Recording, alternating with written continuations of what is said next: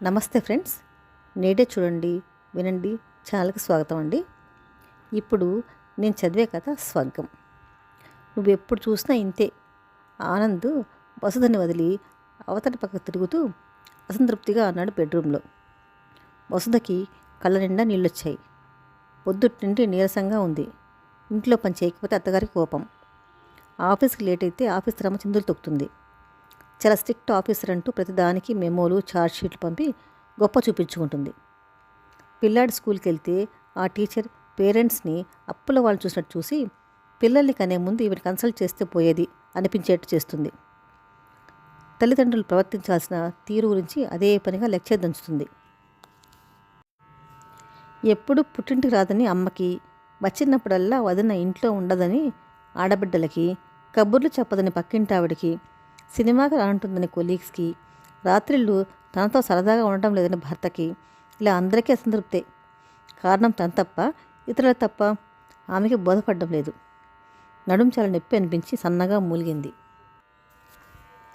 భర్త విసుగ్గా దిండు చెవుల మీద పెట్టుకోవడం గమనించి ఆమె మనసు చివుక్కుమంది.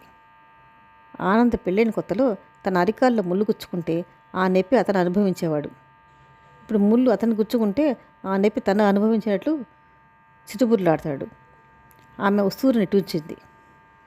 మర్నాడు లంచ్లో తుషార్ అడిగింది, ఏమిటి వసుదా, ఆ కంటి కింద అలా నల్లగా చారలు, ఒంట్లో బాగుండట్లేదా, లేక మానసికంగా ఏమైనా వరీనా?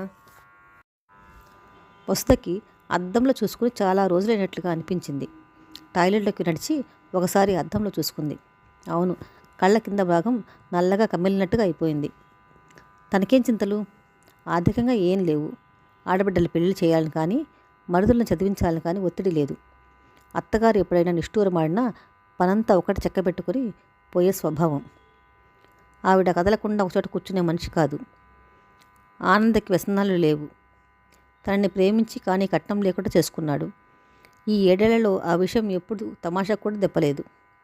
మరింకేం తనకు బాధకు కారణం?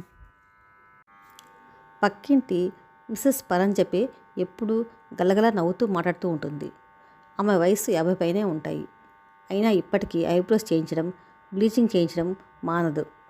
ఆమెకి ఇంట్లో జబ్బుతో అన్ని పనులు మంచంలో చేయించుకుంటున్న అత్తగారుంది. బోలెడు డబ్బు ఖర్చు పెట్టి పెళ్లి చేస్తే భర్తతో పడక విడాకులు ఇచ్చేసి ఇంటికి వచ్చిన చిట్టంత కూతురు కళ్ళ ముందే ఉంటుంది. అయినా ఆమె ఎప్పుడూ అందరితో నవ్వుతూ కులాసాగా మాట్లాడుతూ ఉంటుంది. ఇదెలా సాధ్యం? వసుదకి తలంతా నొప్పిగా ఉండి ఇంటికి వెళ్ళిపోవాలనిపిస్తోంది. ఇందులో లోపల నుంచి ఆఫీసర్ అమ్మ పిలిపించిందని కబురు వచ్చింది. వసుధ నీరసంగా నడుచుకుంటూ లోపలికి వెళ్ళింది. చూడు వసుధ, జీతం తీసుకుంటున్నప్పుడు మనసు పెట్టి పనిచేయాలి. నువ్వు రాసిన డ్రాఫ్ట్ ఒకసారి చెక్ చేసి చూసుకుని నాకు ఇస్తూ ఉండు ఇప్పటి నుంచి. ఆమె మొహం మార్చుకొని ఆ ఫైల్ వసుధ వైపు తోసింది. వసుధ సీట్లోకి వచ్చి దాన్ని చదివింది. అంత పెద్ద బ్లండర్స్ ఏమీ లేవు. ఆవిడ ఎప్పుడూ ఏది నచ్చదు.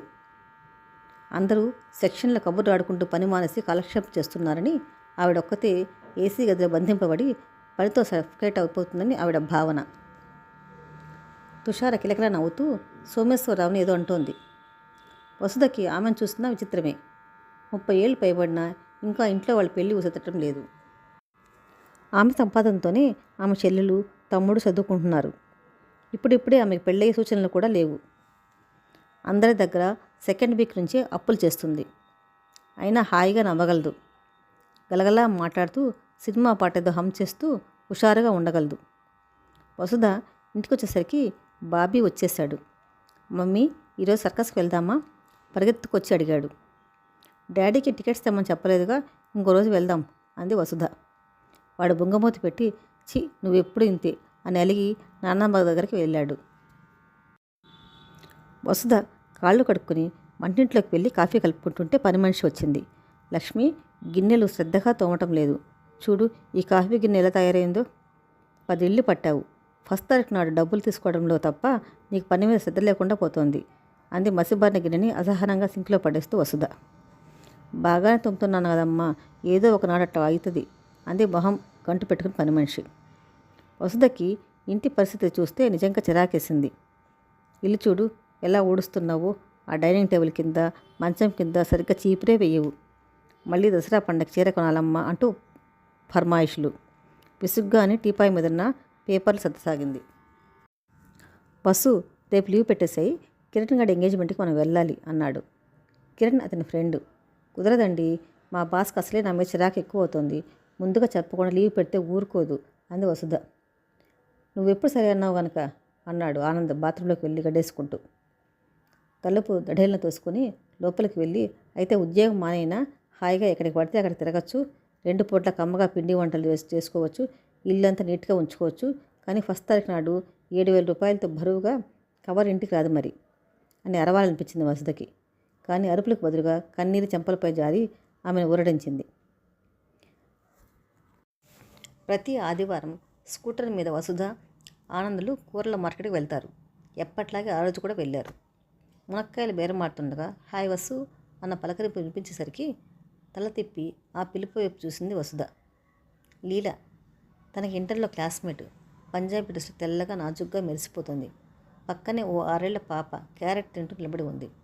ఏం చేస్తున్నావు, ఎక్కడ ఉంటున్నావు లాంటి రొటీన్ ప్రశ్నలు అయ్యాక ఒకళ్ళ భర్తల్ని ఒకరికి పరిచయాలు చేశారు. లీలా వాళ్ళని నెక్స్ట్ సండే వాళ్ళ ఇంటికి రమ్మని ఆహ్వానించి బలవంతం చేసి ఒట్టు పెట్టించుకుని మరీ వదిలిపెట్టింది. ఇంటికి వెళ్తుంటే, అవును ఏ ఉత్సాహంగా అడిగింది వసుధ. ఆ అమ్మాయి చాలా చిన్నపిల్లలాగా ఉంది, మొహంలో గ్లో చూడు అన్నాడు. వసుధకి ఒళ్ళు మండిపోయింది.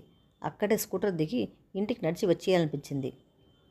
పెళ్ళైన ఇన్నేళ్లలో నేను ఏ మగాడితోనైనా పోల్చానా? లీల భర్త మారుతి కారులో తీసుకొచ్చాడు.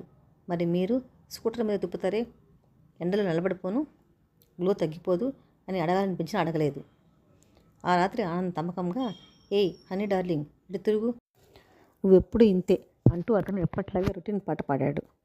పగలు భర్తలు ప్రవర్తించిన విధానం రాత్రి పడక మీద భార్య బుర్రలో సినిమా రీల్లా తిరుగుతుంటుందని భర్తలు తెలుసుకోరు. సండే రోజు ఉదయం ఆనంద బలవంతం వల్లే లీలా వాళ్ళ ఇంటికి వెళ్ళారు.